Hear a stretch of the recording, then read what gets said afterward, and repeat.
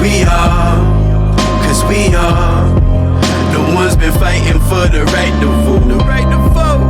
It's no place that seems safe. So they've been praying for the night to go. Record. During our last I think our last episode we were speaking about the Black experience. Yeah. And while we were into that topic, we touched on generational wealth and finding our roots as a Black people, in the world, because we established that, we didn't start it out like, everyone.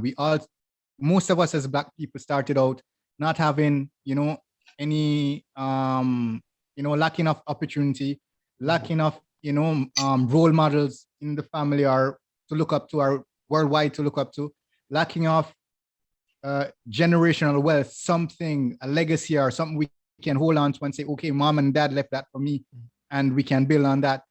How do you think, or what examples could you give of, I don't know, maybe ideas or ways that a family, a Black family could, or any family really could build a sustainable legacy, and that they could pass on from one generation to another, not only taking consideration the financial aspect, but it could be roots, it could be family image or something of value, whether it be moral value, financial value, that you can transfer from one generation to the next. What is your take on that? Before you answer that, before you answer that, one thing, we also acknowledge the fact, though, that we know that there are Black people and Black families that don't come from poverty. We acknowledge the fact that there are Black families with legacy, because as Black people, we have the history. You see what I'm saying? Because everything comes from Africa. You see what I'm saying? So we acknowledge the fact that we had a great history. So we didn't just, so we want, as you answer that, you see what I'm saying? Like, think about that part to answer, you see what I'm saying? That we know, so we have more than just the bad to our history. All right. So let me explain. Let me see how I can dissect all of this that you guys have Mom. All right. Listen, I've always said, and this is my belief, that when it comes to like you said, Garnet, there are Black families that were born with gold spoon in their mouth. Okay. Now, we're not talking about that family, because that's just wealth going. Okay, some of them deserve, some of them don't even deserve, but it's there. Okay, however they got it is there. Now, for me, I've always said that education comes from the parents.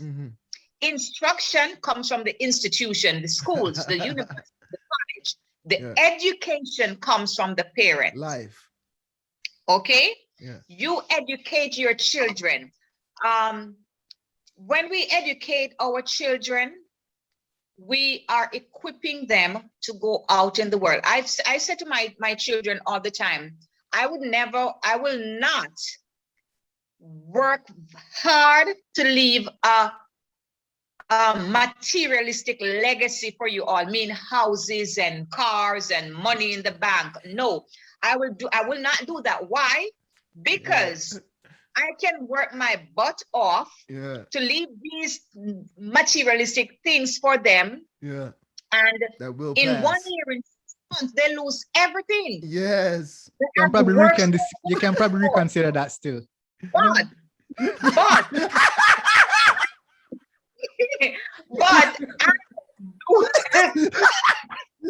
you know what I'm saying? Auntie, if I go on and leave the material things, we take both. Reconsider. Like I say, on the bench. Listen, if it comes, it comes. Yes, true. But it's not something I'm going to, decide, like, this is, I'm just after Break this yourself. material, the houses and the cars and the money and to leave for my children. No. What I will do my very best, and if I can move heaven and earth to give them, is the instructions that they can go to the university, to make sure that they get that they need in the university, the high school, the college. Yeah. Here. All saying, until them say one thing never did a education, No, the education you have here, you will never lose. Now you can use this to make your wealth. Yeah. Yes. Earn your wealth. Mm-hmm. I can leave your house and it deteriorates, you lose it, but this you will never lose. Exactly what you taught them. You will never lose. Listen, you know, So I and don't do forget, you know. everything. Floor, I will wash toilet, I will do whatever, I will do whatever to make sure that they go to school. Yeah. Yeah. And That they go to school. what about the transfer of the transfer and search of your roots, you know, in order to transfer it? Because that's, I believe that's a aspect that we as Foundation. Black people, Mm-hmm. we devalue, well, we don't give as much importance that we should give. It's not Black people, it's the Western world. Because in Africa, they don't lose their roots. They don't. That's Them true. have That's story. true. Them still have storytellers to this day. We dance Yeah, fire and tell story. That's true. Very The- true. My bad. Yeah. Okay, so Yeah. when you say Black people, we have to be careful. It's because the Africans, they don't lose their roots. No, them still have Yeah. dancers. A dancer on fire. I tell stories from thousands and thousands of Yeah. years ago. Not only that, they still have that community spirit where the Yes. community raises children. Yes, and Yeah. everybody is one people. Children, the community discipline the children. Mhm. Even in marriage, certain cultures, certain tribe, they don't go far out to marry. They marry their third, fourth, and fifth cousin in order to keep the root, to keep the culture, True. to keep I the saw them do it. in. And I saw them do it. Them used to do it back in the day in a Western Yeah. countries, so in Europe and places. Them so them used to do because them want to keep it strong. If you have a strong gene, why you want to spread it to the weak? Keep the gene close so the Right. gene keeps strong. But you know what's Right. crazy Well- though, Auntie? Even though you said that about Africa, and Africa has that lineage and the long term, if you look upon Africa's state though, the state of Africa is not the best. There's places in Africa where people are like so in a college, I chose to write a paper, and the paper I chose to write was about Africa, about a place in Africa. And through the research and the work made up on the paper, I found out a thing like in Africa, man still a cut off women's clits in a Mhm. belief that the woman should not have an orgasm, it should only be the man. You see what I'm saying? So even though the lineage is still being kept, Africa is still not, it's like, is that lineage No, holding them back about somewhat though? cultural Is tradition. We're talking about cultural tradition where people are still holding on to cultures of cultures gone 250 years ago, and 10 generations, but they're still holding on to those. But it does happen, and it still exists, but it's not the bigger part of Africa. No, it's not. Because Africa has emerged. yeah, Africans Has emerged. they have Yes, hotels, they have that- big and- resorts. Hmm? They have big resorts over there too and everything. But I watch a lot of TV and not TV. I don't watch a lot of TV. I watch a lot of stuff because history stuff. 'Cause Documentaries. I'm a history buff. I Documentaries. love history. I love history. Like history is my thing. And Mhm. like I don't know. Like let me tell you something, Auntie. So I don't know if you guys have ever seen a cotton field. And I'm gonna relate it back to all this, but I want you guys. The first time I saw a cotton field, and I don't know what about that cotton field it made me shiver. It gave me goosebumps, Auntie, when I saw it. You see what I'm saying to you? And I don't know why. To this day, it still affects me. I've never been a slave, but to this day, Auntie, when I saw that cotton field, it looked like an ocean that would never end, and it's giving me goosebumps and shivers now. When I see Africa like that, I get the same shivers. I feel like that's Well, you know what I mean. So that comes to the say, state of Africa. Hold on, Auntie. yeah, go Auntie, ahead. You said something that was kind of differentiated for me. You said it's cultural things they're holding on to, and how do if they hold on to, is that holding on to that lineage causing them not to advance, causing them not to be technically be where they're supposed to be, world advance, and no longer being so heavily considered a third world country in parts? Yeah, but be what they're supposed to be in whose eyes? Yes, that's the thing. That's why I did the quote unquote. Like, what is In whose the eyes? Maybe they are in their eye, they are who they're supposed to be.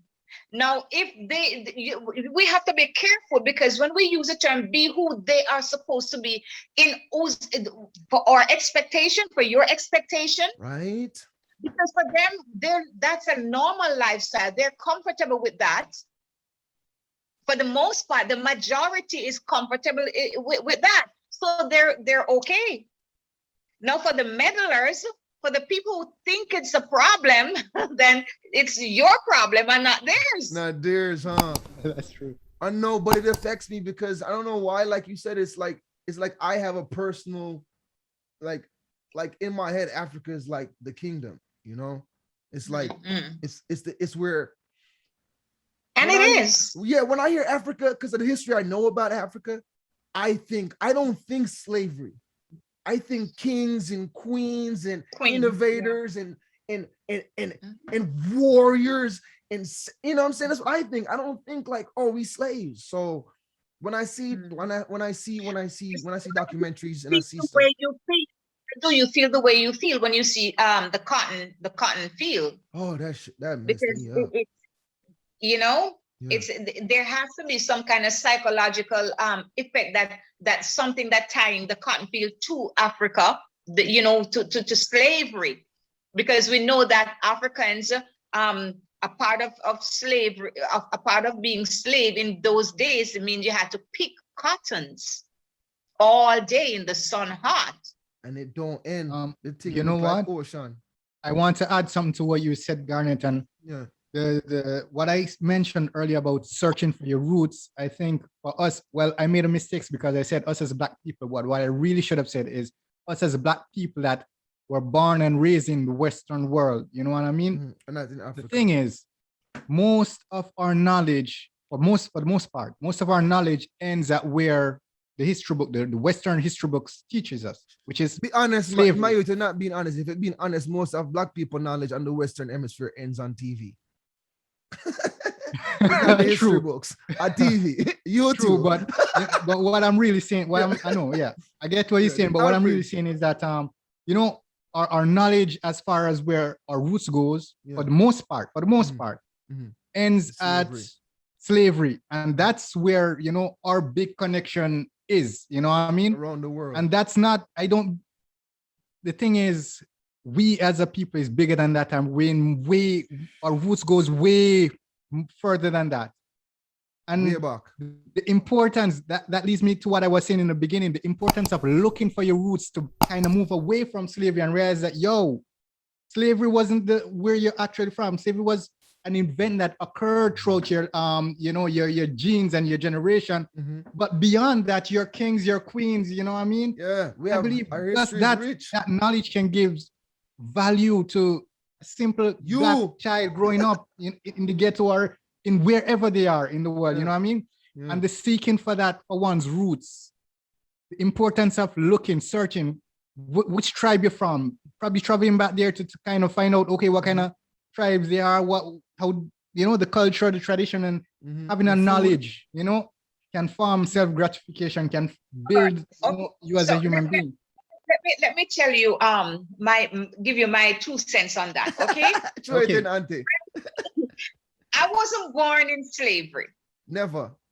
My great-grandmother wasn't born in slavery. My grandmother wasn't born in slavery. So I've gone with two. My great-grandmother, I don't think, was born in slavery. That's 3 generations. So there was a lot of generations gone. Yes. Before I came about, before my mother came about, before my grandmother came about. You understand me? Yeah. Now, why should I want to go and hold on to all of? I know it existed. I know it happened. I acknowledge it that it happened. Yeah. And I feel for those generations gone, whether it's 10 generations back, or I feel for them. Yeah. I know what they went through. Yeah, but you didn't go through. I acknowledge what they went through. I acknowledge for those who fought to break that so that I can be free today. Yeah. I respect that. Also, Marcus Garvey and Sam Sharp and Paul Bud and all of those. Yeah, right. You know, I am grateful for those. Yeah. But I am not living in slavery. No. I agree I with you am not 100%. the product of slavery. No.